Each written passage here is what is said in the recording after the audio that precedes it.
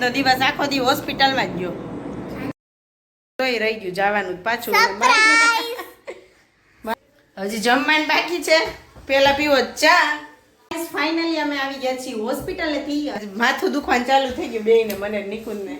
જો અહીંયા મારો જમણવાર થઈ ગયો છે ચાલુ. હેલો એવરીવન, કેમ છો બધા? જય શ્રી કૃષ્ણ, રાધે રાધે, જય સ્વામિનારાયણ બધાને. તો અહીંયા જો સવારના 8 વાગ્યા છે અને અમે ઘરેથી નીકળી ગયા છીએ. તો મીસુ સાથે છે અને અહીંયા પહોંચી ગયા છીએ પહેલાં મિસ્ત્રીની સ્કૂલે.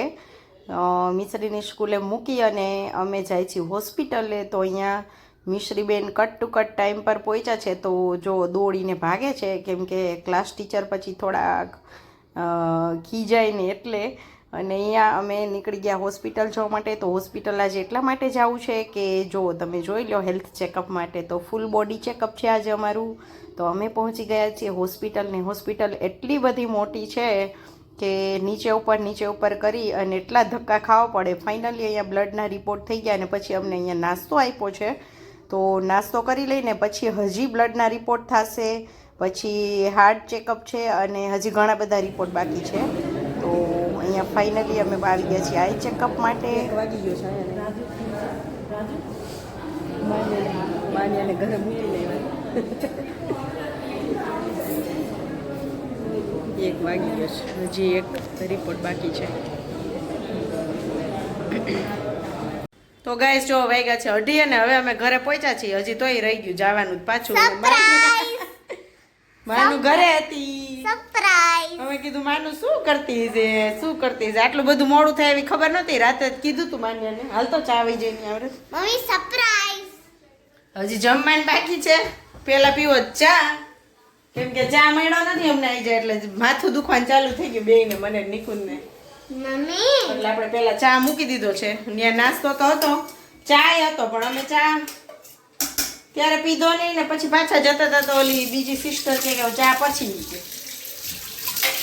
તો નાસ્તો થઈ ગયો. ત્યાં માન્યા ઉઠીને જો ઘરે એમનો જ છે હે ને માનું નાસ્તો કર્યો છે એને કંઈક.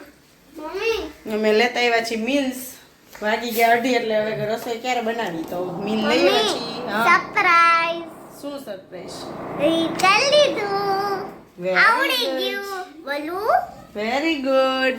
ચા મૂકી દીધો છે પેલા. હજી 4 વાગે પાછું હોસ્પિટલ જવાનું છે. હજી કન્સલ્ટેશન બાકી રહી ગયું છે એટલે એના માટે.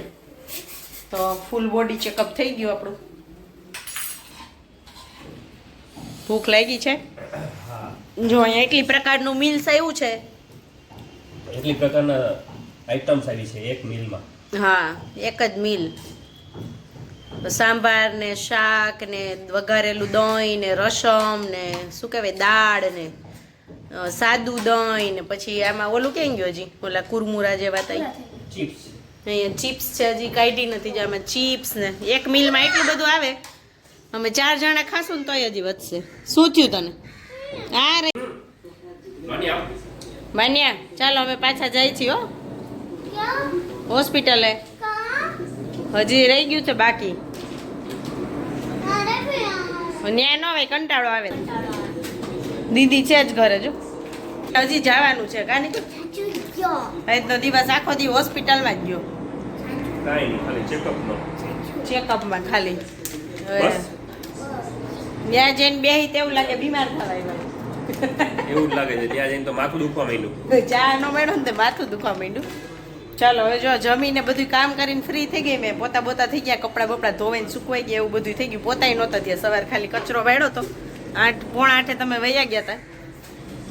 અને હવે જાય છે પાછા આવીને બધું બસ જઈમાં માન્યા નવડાવીને કચરા પોતાને કપડાં કર્યા. હવે પાછા જાય છે. થોડીક વાર રેસ્ટ કર્યું. ચાલો હવે પાછો હવે તો વાર નહીં લાગે ને. વાર લાગશે તોય કલાક વહી જશે. સારું ચાલો મળીએ પાછા આવીને. સ્વેટર પહેરો તમે.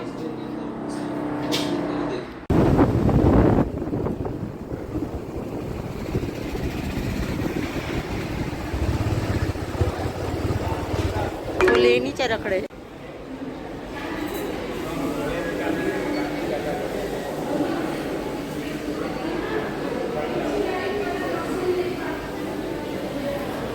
ગાઈસ ફાઇનલી અમે આવી ગયા છીએ હોસ્પિટલેથી અને બધા જ કામ પૂરા થઈ ગયા. તો આજે ફૂલ બોડી ચેકઅપ થઈ ગયું અમારું.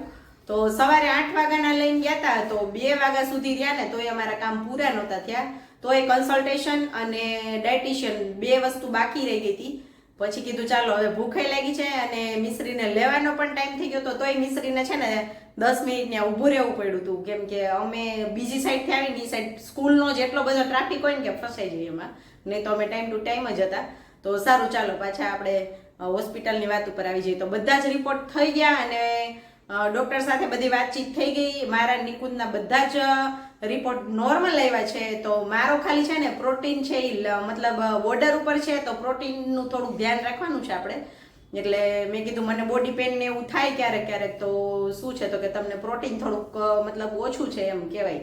તો પ્રોટીનનો પાવડર આપ્યો છે એ કે નોનવેજ ખાવ. મેં નહીં, બિલકુલ અમે નોનવેજ ન ખાઈ. પછી એ કે ઈંડા ખાવ, તો ઈંડા પણ આપણે ન ખાઈ. તો એટલા માટે આપણે પ્રોટીનનો પાવડર આપ્યો છે અને 1-2 બસ દવા આપી છે, એ જ પીવાની છે. બાકી બધા જ રિપોર્ટ કંઈક 16 કે 17 રિપોર્ટ હતા, એ બધા જ રિપોર્ટ થઈ ગયા. બ્લડના બધા રિપોર્ટ, પછી અલ્ટ્રાસાઉન્ડ, સોનોગ્રાફી, હાર્ટના ટેસ્ટ, આઈ ટેસ્ટ, બધા ટેસ્ટ ઘણા બધા હતા. અડધાનું તો નામ યાદ ન આવે આપણે. એટલા બધા થઈ ગયા રિપોર્ટ અને ફાઇનલી અમે ઘરે પહોંચી ગયા, નાહી ધોઈને ફ્રેશ થઈ ગયા. કેમ કે હોસ્પિટલે જાય ને એટલે એટલી થાક લાગે, એટલો થાક લાગે કે વાત પૂછોમાં.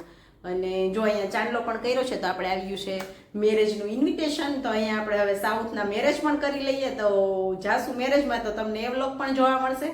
તો અહીંયા ઇન્વિટેશન આપવા આવે ને એટલે બધાને ચાંદલા કરે, ઘરમાં જેટલા લોકો હોય એટલા બધાને. અને આપણે ચાંદીનો કોઈન આપ્યો છે અને કંકોત્રી છે ને એ મોબાઈલમાં આવશે. તો એ વાત મને બહુ ગમી કે કંકોત્રીનો ખર્ચો નહીં કરવાનો, એના બદલે જો ચાંદીના સિક્કા બધાને આપ્યા છે. અને આપણા વોટ્સએપ નંબર મારો છે ને નિકુંજનો આપ્યો મેં એને, એટલે એમાં કાર્ડ પણ મોકલી દેશે. તો આપણે એપાર્ટમેન્ટમાં જ રહીએ છીએ. તો બહાર દઈને કીધું છે આવવાનું જ છે તમારે, તો કદાચ જઈશું અમે. તો તમારા લોકો સાથે પણ એના મેરેજ શેર કરશું. અને ચાલો હવે આપણે બનાવવાના છે આજે પુડલા. તો બનાવીએ પુડલા અને બતાવું તમને. આજે રેસીપી તો નહીં બતાવું. તો અહીંયા આપણા પુડલા બનવા માંડ્યા છે અને માન્યાને એની ફ્રેન્ડને બાકી છે. નિકુંજ આવી ગયા ને એને લાગી હતી ભૂખ, એને બેસાડી દીધા. છોકરીઓ રમતી હતી ને તો રમવા દીધી. હવે એને બેને બેસાડી દઈશ હમણાં. તો બહાર છે ને એકદમ મસ્ત ઠંડુ વાતાવરણ થઈ ગયું છે. અત્યારે તો વરસાદ નથી આવતો પણ બપોરે સારો એવો આવતો હતો. એક રેડો આવી ગયો ને પછી છાંટા છાંટા ચાલુ જ હતા. મસ્ત ઠંડુ ઠંડુ થઈ ગયું છે.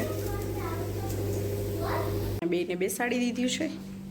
દીદી કેસા લગા? आप बनाते हो?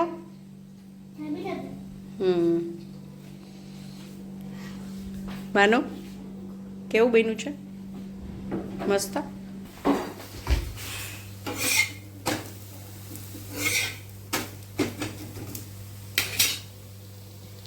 તો જમીને તો ફ્રી થઈ ગયા અને અહીંયા છોકરાઓ આજે કરે છે સ્કેટિંગ અને સ્કેટબોર્ડ. તો આ અદિતિ છે ને સ્કેટબોર્ડ બહુ મસ્ત ચલાવે. નીચે ચલાવતી હોય ને ત્યારે તો આપણે એમ થાય જોતા જ રહી જાય, એટલું મસ્ત બે બેનભાઈ ચલાવે.